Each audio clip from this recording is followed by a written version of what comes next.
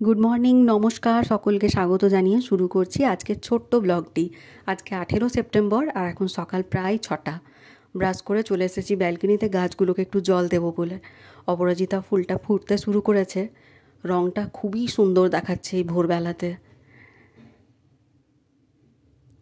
কয়েকটা ফুলই ফুটেছে, এই কয়েকদিন ধরে ফুটছে। এটা একটা ছোট্ট মতন পাতাবাহার গাছ আছে, একটা বেল গাছ আছে। এখানে অনেকের বাড়িতেই বেল গাছ দেখেছি, তো আমিও লাগিয়েছিলাম।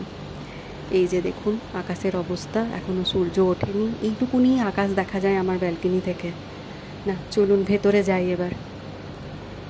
চা বসিয়ে দিয়েছি এদিকে, আর এদিকে রুটি হচ্ছে, আর এখানে আলু আর বিনস ভাজা হয়ে গেছে।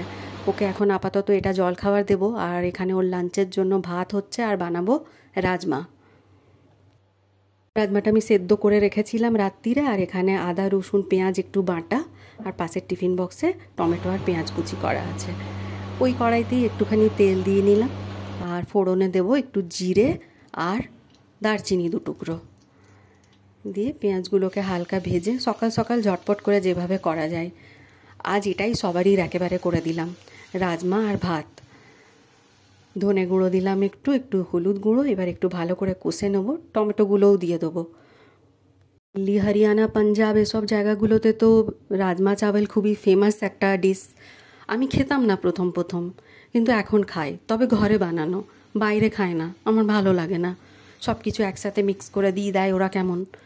রাজমাগুলোও দিয়ে দিলাম, আর ওপর থেকে বিশেষ কিছু মশলা দেবো না, একটা চানা মশলা দেবো। চানা মশলাটার গন্ধটা আমার খুব ভাল লাগে রাজমাটার মধ্যে, তো একটু চানা মশলা দেবো। আর চানা মশলা দিয়ে দিলাম একটু, আর দেবো একটুখানি মিট মশলা, ওটাতে আরও ভালো সেন্ট আসে।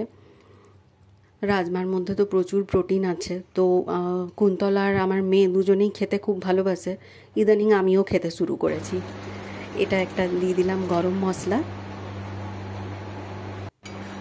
আর লাস্টে নামানোর আগে দিয়ে দেবো মিট মশলাটা। জল ঢেলে দিলাম সামান্য, একটুখানি 2-3 মিনিট ফুটিয়ে মিট মশলা দিয়ে নামিয়ে দেবো। একটু ধনে পাতা হলে ভালো হতো, কিন্তু ধনে পাতা নেই বাড়িতে, শেষ হয়ে গেছে। তো হয়ে গেছে, কালারটা আরেকটু ডার্ক, কিন্তু ক্যামেরাতে সেটা আসছে না। এই দেখুন রেডি হয়ে গেছে রাজমা। ওর লাঞ্চ রেডি করে দিই, ভাত, রাজমা আর একটু টক দই। রায়তা বানানোর ছিল, কিন্তু আর সময় নেই, ও অফিসের জন্য রওনা হলো। আমিও এবার একটু চা নিয়ে বসি।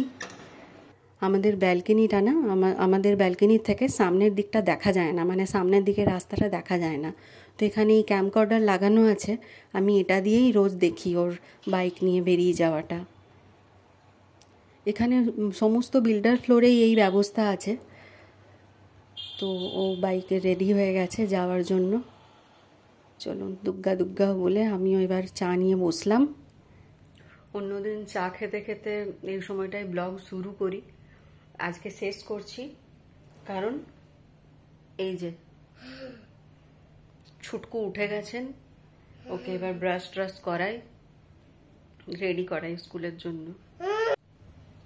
ভালো থাকবেন সবাই, নমস্কার।